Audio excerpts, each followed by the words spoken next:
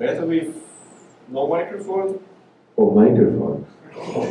You must be recorded I think I recorded from the back, right? with the microphone. With the microphone, I think so. I need to ask someone.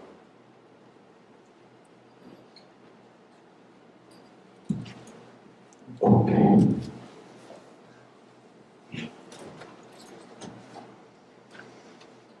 You can hear me in the back, right? Okay.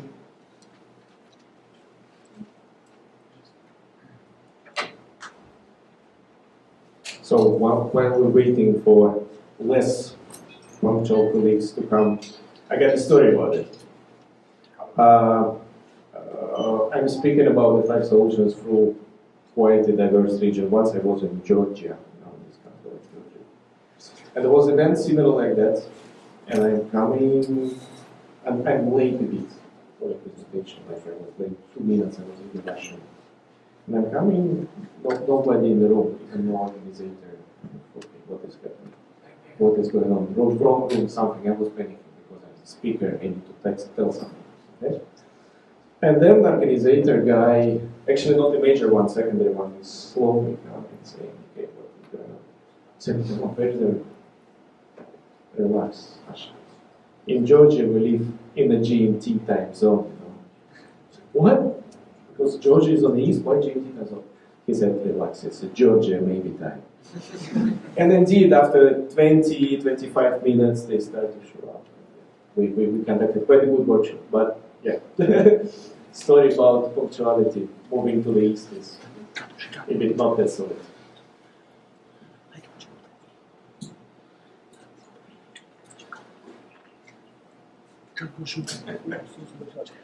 So, 3 minutes past.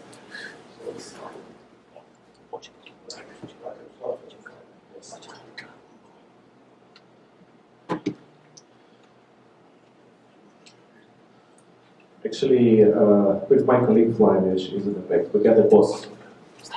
It's a continuation for this Georgia story. We got a boss, he's from Switzerland. Once I witnessed it, amazing thing from him. So it was also a workshop that he's supposed to start. He was open speaker and then following speaker, so it's about a whole day workshop. And we were starting, I think, 8 a.m. or something. And people came, but they mostly were in the coffee room or somewhere around. He started 8 a.m. sharp with 3 persons in the room like that. So it all depends on the mindset. How we look at the book. But we will wait a couple more minutes. Right? We have here the academic partner. You know, Yeah.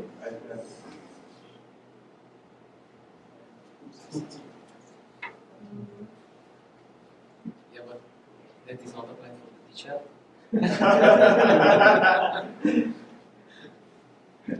Anyway, it's before complete. Hello?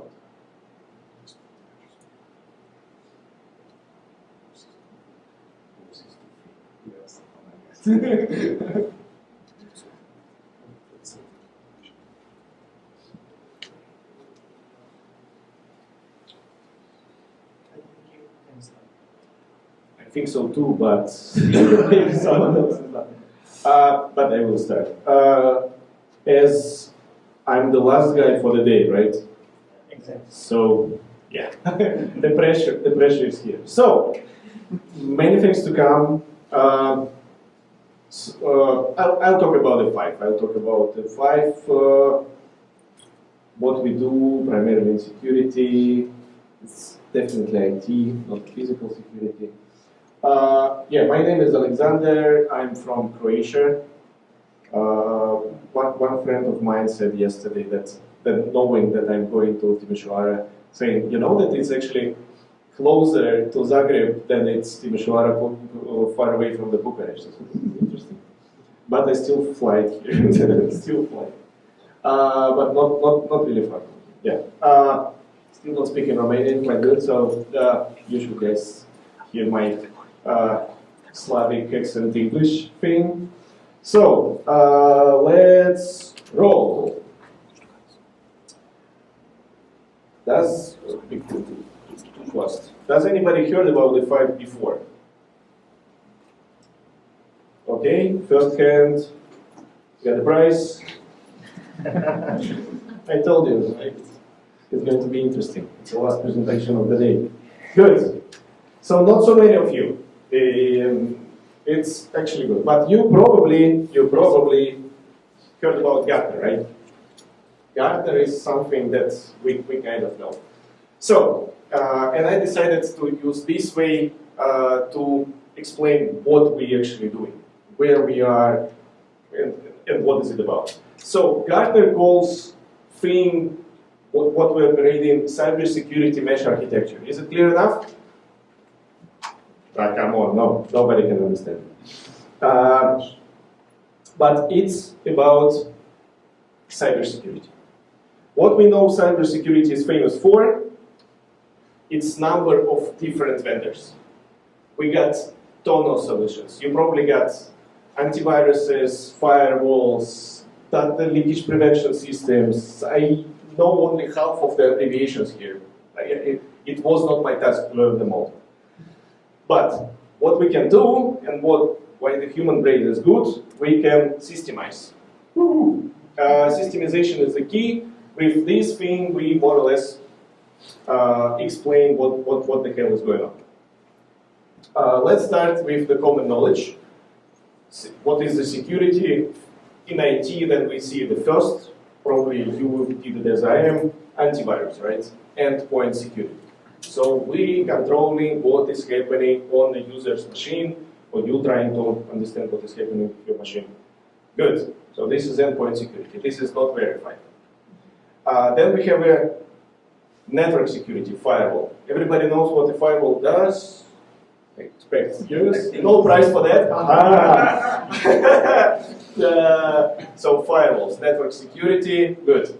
This is not also pretty much what we do. Then there is a relatively new layer, security service edge. Like knowing where this guy is actually going into the internet. You want to know where your users are going to the internet, what they're actually doing, right? Yeah, then it's more or less. Then it's security service edge. And what the area we operate is the other way around. It's something that you need to allow pretty much everyone to come to your premises. Why? Because you got a website, you got, okay, maybe email access to the internet, you got, I don't know, some cloud maybe, or something like that. And you have your, we call it services, we call it applications. It can be different thing. As I said, it can be as simple as an email access for your employees. It can be sophisticated online ticketing system that we need to protect from the many things happening in the public internet. So we, more or less, entry point from the public internet to your infrastructure, if you have one. And you most likely have some services, or you operate some services, so you will do that. So this is where if I operate, I put some friends in the same classroom in order for you to know us better. Why?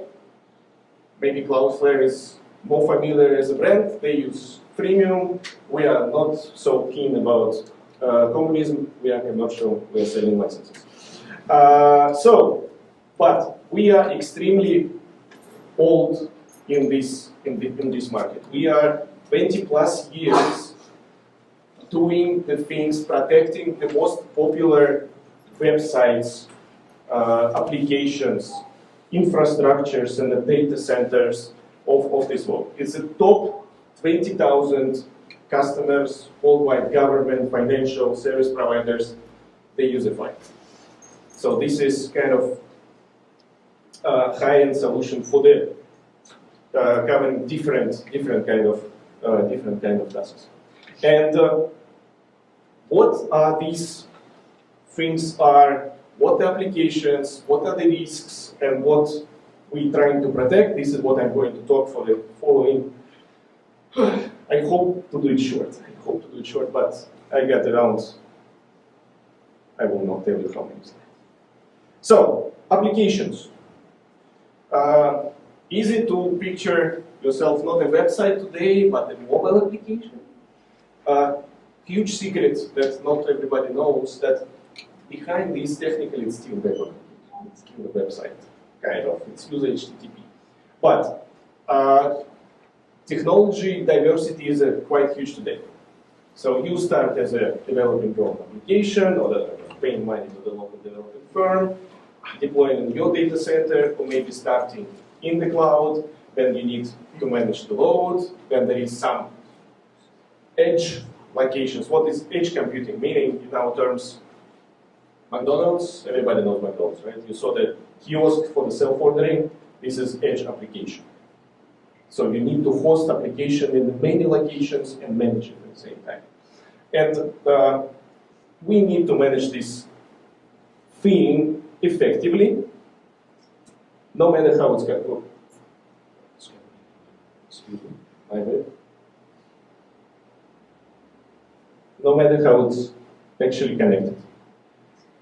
It doesn't mean that architecture that you are keeping in mind, that you are managing, is looking like that. I hope it's not looking like that. But it might look like a full mesh connectivity of the different services quite easily. It can start a mess extremely fast. How? Anybody heard the term shadow IT ever? Yeah, cool. You got a t-shirt. So I got a t-shirt for the guy who came first, so you came the last. So shadow IT is not something bad. It's something guy you rushing, yeah, I need this faster than my competitor, I need this application running up and running, and he's using some service that you're not aware that you're using. So maybe you are a fan of the AWS cloud, he started in Asia because he knows Asia, or she knows Asia. It doesn't really matter. What we're going to talk about in this potentially complicated life of the application today, that can be in a different kind of public cloud, or the hyperscalers, how they call today, or your data center, or simply under your table. It can be all kinds of the risks. Then you publishing it to the public internet. Okay, as I said, we doing it for quite some time on the market. What are the trends? What we actually see? Probably one of the serious story, but need to mention. So today, 2024, we see a lot of movement of enterprise IT that demand simplification, demand ease of operation, and ease to consume the service if you want. So we are moving from IT being geeky. We also have our courses. You need to study 2 weeks in order to know where is the login button. You have to pass the certification. We do it a lot. But the demand is, I don't have 2 weeks. I don't know, I don't have 2 weeks to protect from the attack that I have. I need the protection now. I need it to be consistent all the time. So if I deploy the recent software today, I want to be sure that my software is actually protecting me in 2 months, in half a year, in 2 years. And speaking about these potentially different locations, I need to have the same approach to the security, whatever your application actually is. Okay, maybe high level. Let's go quite an application way. So we got our tiny application, your piece of code, your precious Docker container, probably, that you wrote or someone you wrote for you that needs to be created. And then you need to publish it to the internet. Internet is well known that the guys who you need to know can access the applications. But you also know that there are different kind of things happening around. How to protect, what to do. No worries, there are guys who knows what to do. It's actually not our know-how. This is pretty much like everyone is doing it. So you need to build layers, the walls of the protection. To the very, how to say, high-level degree, we can divide it in three walls that are extremely important for us. First wall is a DDoS protection. I need to clean the garbage that looks like a garbage, right? I don't need this to touch my infrastructure. It's a DDoS protection, and I will talk about it. Then, after DDoS protection, I'm going to talk about something that is called here bot defense. So bot defense is something that is smarter than the DDoS. It's pretending to be a human. But you're creating your application, your tiny, precious, small application for the human to interact with the people. Why don't you need the robots to interact? So we can kill the robots, keeping the good ones if you need them, but we can kill the robots. And finally, we start the nice war with the hackers. And this is going to be end of my story today. So this is pretty much the agenda of the presentation. So, DDoS. Anybody got the application DDoS ever? Okay, how you fight? How you mitigate it? I reinstall You reinstall the application, and it's helped. all the system. You reinstalled all the system. Maybe it was ransomware attack. Yeah, it's not a DDoS. DDoS is that something way more than your application or infrastructure can process is going to your infrastructure. Okay? So either you actually use service provider router, your precious firewall, or your poor application can die simply because it cannot process that more. You know, if you're feeding the baby, the application is your baby you're feeding, and the baby is eating it. Using your network, using very wide network. Absolutely, you're right. So we can actually classify it. I like classification. You can see that. So first is saturation of the network. Saturation of the pipe that can kill the routing table, simply more packets, simply more bandwidth that I can process. This is, let me say, layer 2 attack if we referring the OCI model. Then, firewall. There are plenty of the firewall guys down there, so exhaustion of the something that's supposed to be protecting.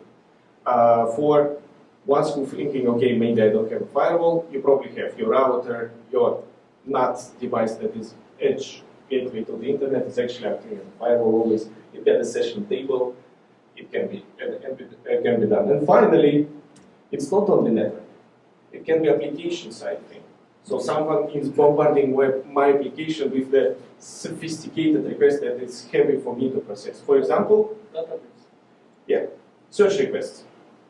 Search request for my website, and I simply use too many power of the processor. I'm waiting for the database, and it boom.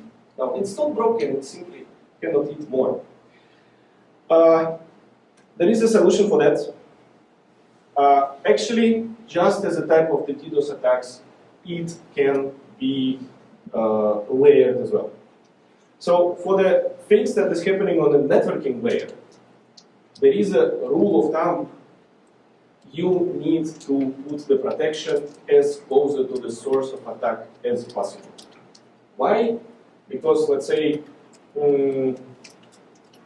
if you own, let's say this circle, this is your own, this is service provider. If you own something to protect, the pipe can be killed. Your service provider is selling you, I don't know, 10 megs, 50 megs, 1 gig, 10 gigs, whatever. DDoS attacks are going above 1 terabit. So it can kill the pipe, if not the local service provider completely. So we need to move it to the internet to protect you from this attack. So here, good rule is to use something that providing cloud scrubbing or something that is providing protection on the service provider.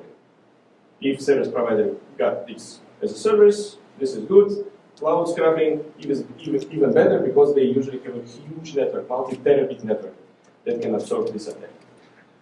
We got it, obviously, otherwise there will be no point for the presentation, but I will explain you how it works under the hood, and then we will go. Technical stuff. I'm an engineer. But no worries. So we got, let's say, box that puts the data in and send the data out. We call it firewall in this kind of environment. It got a lot of different analysis. How to process with the DDoS attack. Filters, statistics, predictions. I will tell about some of them. At the end of the day, we build a filter. We build a filter, we call it IP sharding list, that actually protecting you from this attack. So I say this, and that guy, you out for 1 hour. This is what is basically done. And this is happening, we call it Advanced Firewall Manager. This is heavy box, well, not so heavy, actually you can lift it, but looks pretty enterprise, that is accelerating these protections on the hardware level. Why it should be on the hardware level? Simply because our processor shouldn't be dead. So we're doing it with the hardware, quite sophisticated software, and it can live in your network. This is what we do, and provide you this kind of solution. If it's too heavy for you, and say, okay, come on, this box that I don't know how to operate, yes, you can know the software. We can provide this in a software way, so it will call the virtual machine that is doing this magic for you, and it still can have hardware accelerated, because we can use FPGA, it's called smart NIC. So some networking cards with the additional compute power that we can program with this filter. What these filters actually bring to you? It's an interesting one. So the blue line is the line of the traffic. You know, we love the graphs. This is how my data is actually looking. I don't know, I got a website, this is my traffic on the website. Okay. How to detect that this is a DDoS attack? How to do that? Using more traffic. Statistically. Okay, statistically, In a short time. in a short time, The increase is in a short time. increases in a short time. What if it's salary day? First day of the month.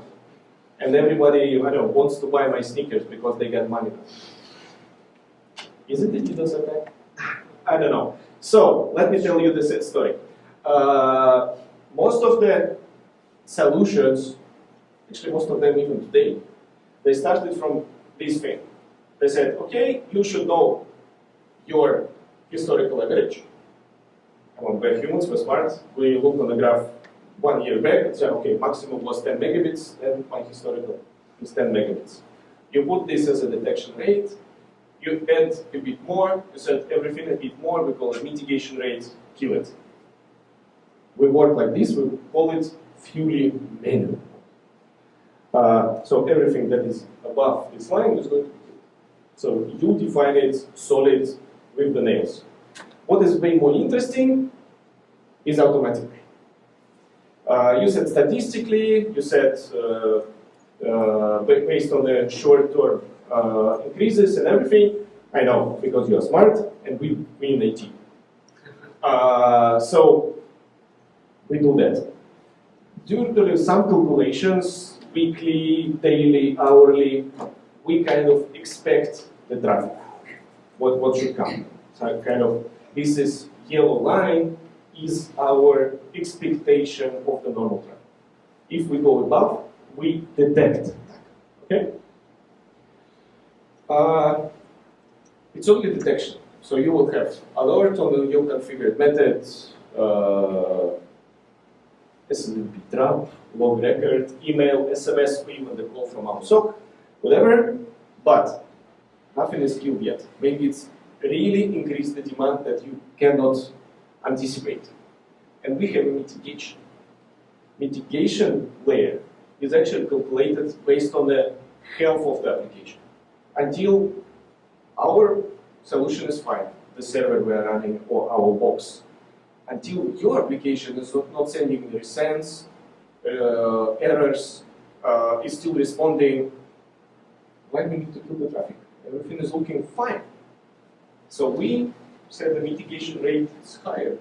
Once it's really DDoS attack, and let's be very simple, it's a bit more complicated, but in very simple terms, our CPU load on our firewall is rising up.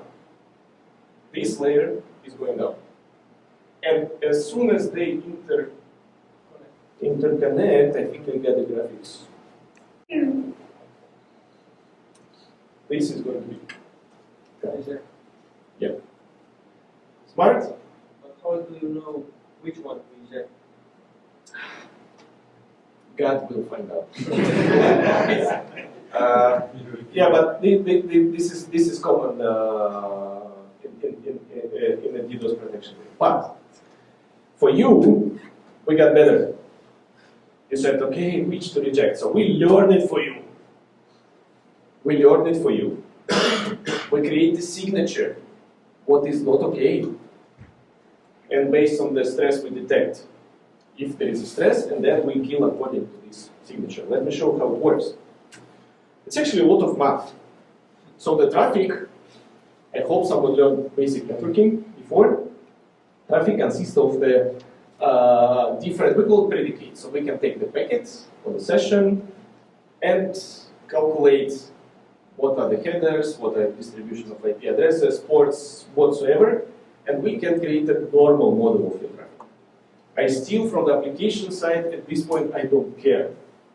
Is it the financial side or Pornhub? I create just a model. And then we detect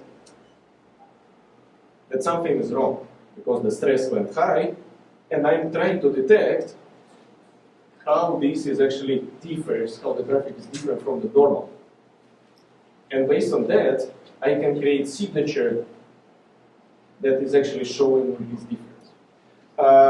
My slot today is too short to show this in action, but you have to believe me, this is happening around less than 1 minute, like a second, spans of the seconds. And you get signature of your DDoS attack that is happening with you right now. What is this format? Is a TCP dump format. So it's like home in the empty world. So you can use it inside our firewall for the future attacks, or in some upstream solutions, you can give it to your service provider for the filter. So you can, it's your intellectual property that is generated. Now it's pretty easy and precise, right? Yes. Then we extended it to the global world. Doesn't matter that you don't see Timisoara or even Bucharest at this map. Why? Because the DDoS attacks, they are global. It's important that what they are come from, not where are you. And we can extend this protection for you. Now it's a service. You don't need a box. You don't need a software. It's a service that is working exactly that way, as I said, on a global level, absorbing all the traffic and returning it back to you. If you freaking out, we can do even the always available mode for you. What does it mean? It means that this thing is actually not working if everything is fine. You can only divert your traffic when you really need it. And we actually will help only when you need. And we, as I said, we commercial, we're trying to make some business, but we fair, we're charging you for only clean data. So only data that we sending back. All the amount of the DDoS traffic, I don't care, it's not your fault. Or maybe your fault, you are too popular. Okay? So, this thing, if you would like to ask someone about the 5, how it's working and everything, this thing that I was talking is called DDoS Hybrid Defender. I put the box on the slide simply because it's looking cool. You can easily notify F5 boxes in any data center by this F5 half pole. It's actually quite bright, so you can. It's like Uh, a router or firewall? It's like a firewall. It's like a firewall, but usually, so I was trying explaining from the Gartner side. So our mindset is the firewall is something what should prevent inside guys going to the internet. This is more opposite way. So we call it forward proxy, but it's indeed a firewall. So what is going from the scary internet to your precious application? Okay? Yeah, it's quite developed solution. You got the dashboards where your application is happening and oh, DDoS attack is happening, who is the attacking you, and these kind of things. So, yes, this is about DDoS. Okay, good. We are done with DDoS. We got enough traffic in our network. We can process it. Now what? Now, I said we need to fight with the automation, with the bots. Why we need to fight with the bots? Actually, very simple answer is indeed because your application was created for the human.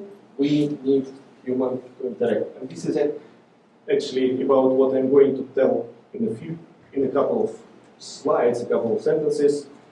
Indeed, how we're protecting from it.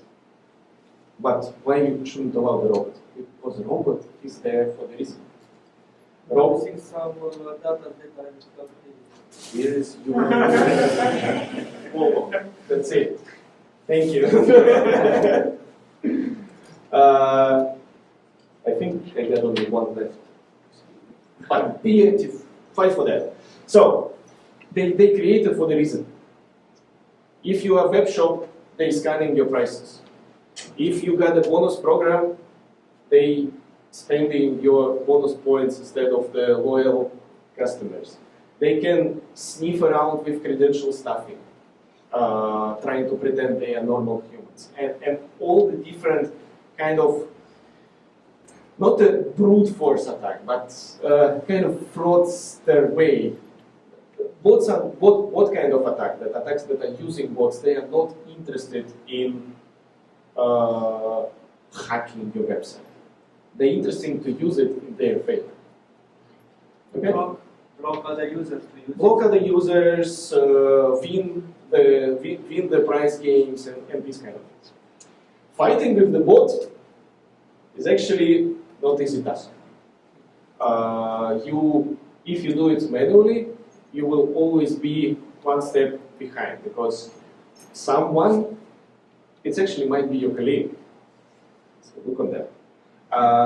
Knowing what you're doing and creating the new way how to bypass your security. You can do it logically, you can use, I don't know, CAPTCHA from Google and these kind of things, but CAPTCHA is not good for the users actually, they suffering from that. So yeah, we're trying to offer a solution for that as well. We start, actually even that. It's extremely simple. We start with the rate limiting. You know what is rate limiting. What are the normal request rate? If it's above, we can kill it. Why? You will be surprised if you guys or you know someone who is primarily doing business in internet. Web shop is the best example. Amount of the automated traffic, usually more than 50%. Usually more than 50%. But okay, we can do more smarter thing. We call it JavaScript challenge, or client-side integrity challenge, but it's basically the same. We were speaking about DDoS attack. DDoS attack is actually very simple script. Send this request to the IP address, and then I need just to find the compute resources to do that. Here, it's bot attack is smart. It's trying to get something back, but it's also script. If it's not a full browser without JavaScript, most likely it's a bot. So I'm checking before someone gets to your web page, someone gets to your mobile application, is there is some user environment with the JavaScript. It's extremely simple challenge. I literally sending, if you want to visit this web shop, tell me how much is 2 plus 2. If it's not saying, yeah, he'll know because you are not. but if it's not saying, it's a script, and we can kill this one. Okay? But reality is different. Where is my mouse? Whatever. I can click there. Reality is different. So high end of the automation practitioner these days is actually game. I know that you know that I know that you know. Unfortunately, because these guys who are building the scripts, who are building the automation, they know how the protection works. They know how big American companies like F5 is creating the perfect solution. So, believe me or not, there is a job in this world to solve the captchas. Because captcha is created to be automated. There is no robot that is solving captcha, it's a job. There is a poor guy, I don't know in which country, apparently not really good one, that is solving captchas. And get paid for it. Yeah, nothing, but people use it. Then there is ability to automate normal browsers. Selenium, probably you heard it, it's used for the web testing. They use it.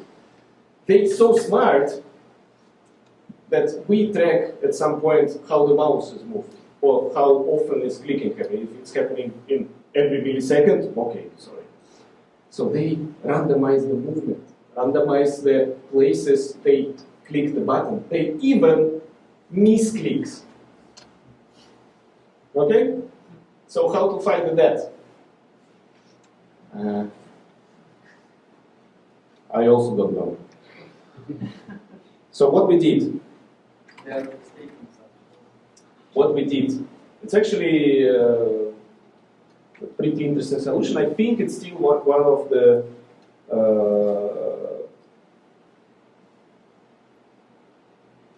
kind in this one. What we use? AI. But actually it's happened a bit before then ChatGPT became so popular. So we do collect everything what is happening with the client. We can do it with JavaScript, we can insert it in a mobile application, and we call it signals, like how the user behaves. With the mouse movement, with, I don't know, which browsers they use, from where they coming. It's actually also important. If most of your clients are coming from the AWS, it's interesting, right? Clients in the data center, right? So we collect all the kind of the signals. It's type of the signals today, I believe, close to the 200. And we put in a machine learning data, if you want. It's just the machine learning, it's data processing one. It's not nothing like, I know that most of you try ChatGPT and it's giving ridiculously crazy answers. No, it's more like a data processing. There is a human in this pattern. There is a SOC, Security Operations Center, in this pattern that is looking after this data. And we creating patterns of the normal user for your application. How the normal user behave. And then if it's different and we can see the different pattern, we can actually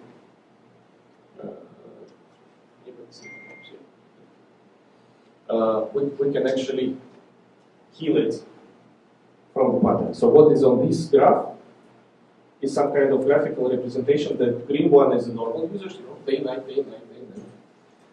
Yellow is something strange. So we find out this yellow, healing it. We see something that is still blocking but reducing the load. Sometimes we see interesting pattern to reconfigure the script. So it's a constant game. So if someone is really after you, you can be in this game.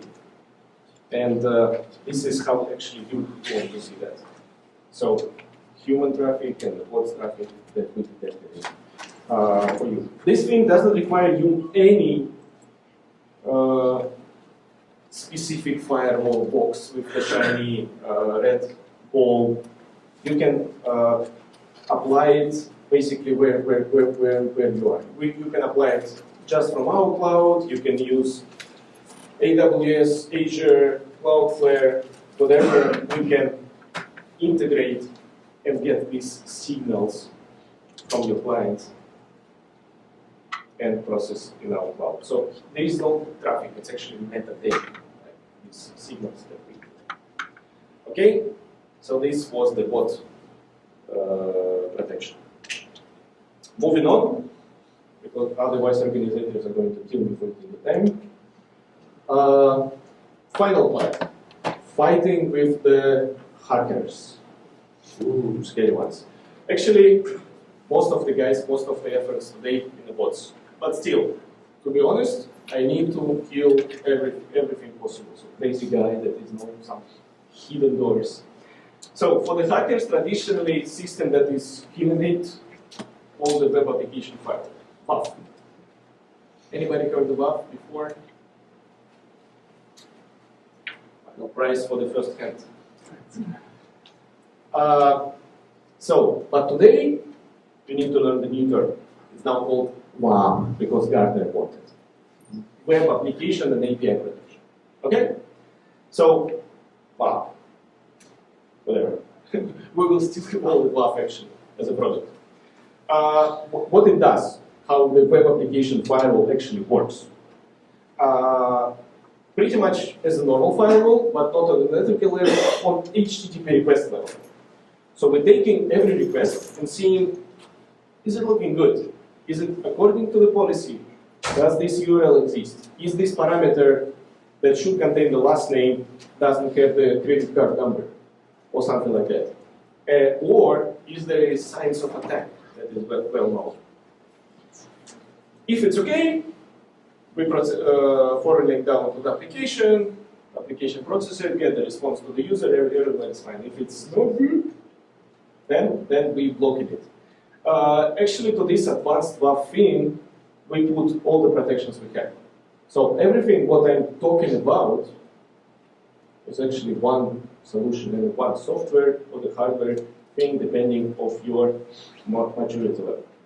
Okay, but we are in 2024, so we need ease, as I said, we need simplification. So we're doing it for you. So if you want to know who is the hacker, we politely, correctly not calling them malicious users. So we got the dashboards that according to the different kind of alerts, like what is happening, is it repeating the pattern, and you can see why, like 4 forbidden attempts, we can detect that this guy is not doing something good. And then you can decide what to do, automatically block them, or you decide to watch, you like to watch. It's happening as well, it's okay. So,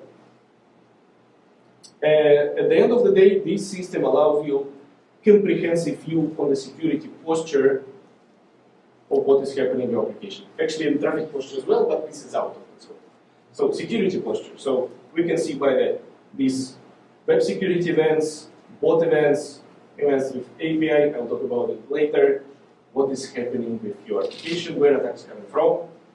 You say Russia, simultaneously, like that. And yeah, pretty nice view of what is actually happening. APIs. Why this is important? Technology is evolving. So I said then I'm talking about application, think about the website. Kind of true, but today we more API like driven thing. Even if you, I don't know, Google search, everybody uses Google search. I'm not even asking. So the thing that appeared on your right side of the screen with the map, suggestion, whatever, it's actually API. It's this written on JavaScript to get through the API to the Google servers and get this data. Same about the mobile applications, they talk in API and everything. but it's using HTTP as transport, but has a different nature from the cybersecurity perspective. Yes? From the cybersecurity perspective, API is something we rely on. We need this request. If I block this request, I will probably calculate how many, I don't know, dollars it costs. Okay, cents, but still. I can evaluate the cost. So I need to be really careful what to kill, what to actually allow, because it can be mistake in the code and rising request that is cutting the dollars. So protection is a bit different. So what we do with it for API protection specifically, this is know-how in our industry today. This is not happening everywhere or anywhere. We do the discovery. We're telling you how your API is actually working. Believe me or not, it's surprising tons of developers. You see these red squares, whatever. This is something that they have not known. They have not provided in a description file, and we detect it. It doesn't mean it's bad. It means that if someone is using it and they don't know it. So we can show the security officer, we show you how your API is working. We can analyze the normal traffic. Remember the DDoS statistics? We still use this logic. We analyze what is the normal traffic, how it's feeling, I don't know, what is the data is actually inside, and is it authenticated? Is someone is asking your data is publicly available or require authentication? Why is it important? I remember the case that some taxi provider has the publicly available API for the location of the cars. You know where all the, let's say, Uber cars? Not really good. So we need to have authentication, you can track it. And based on all these parameters, we define the risk scoring for each of API endpoint. It's actually URL. So there. Okay, now I'm getting closer to the finish of my lovely speech. With all these functions that I was talking about, all these things in mind, there is one problem that we're actually doing it for administrators. There are different administrators, different environments with the different tasks. Security guys want to have security dashboard, NetOps guy, networking guy want to have traffic dashboard. They probably can run in different environments. These guys running Docker or Kubernetes, this guy running the data center and don't know anything about Kubernetes. And we need to place this thing to be working simultaneously for them, for each of them. And this is what we're focusing on today. This is what our best practice are coming from. We call it distributed cloud, but in fact it's not cloud. It can be on-premise, it can be software. That they have a single console, single user experience, but you can use for your daily task, whatever you prefer to protect from DDoS, application layer attacks, or just managing the traffic. Everything that I was saying, you can run on the platforms that are on-prem, in the cloud. You can run on Nginx, you know, the famous web server. F5 kind of has it as a second brand, so you can run it there. And we can interconnect all these things that we can protect your applications into the single network. Then your maybe AWS Azure side can speak the same language, same applications, same network with your lovely data center or the McDonald's restaurant without knowing how it's actually happening. We're doing it regardless of the technology. So yes, you can connect Azure with your data center, but if you got many of them, if you got different hyperscalers, how to do that in the same way, this is what the F5 is doing. And we're not operating in a vacuum. We got protection of your services, protection of your application as a key part of our offering, but we're doing it where your application is actually running and how they actually wrote, and we focusing on delivering this application and connect them in between each other. That's it. So Stay ahead with security. Knowing the best is knowing the latest news is actually impossible. Use the service. Use something that is probably simple because the amount of security solutions is crazy, ridiculously crazy. And the focus of consistency. Use the one single firewall in all environments, more or less, in a simplified way. This is it. Thank you very much.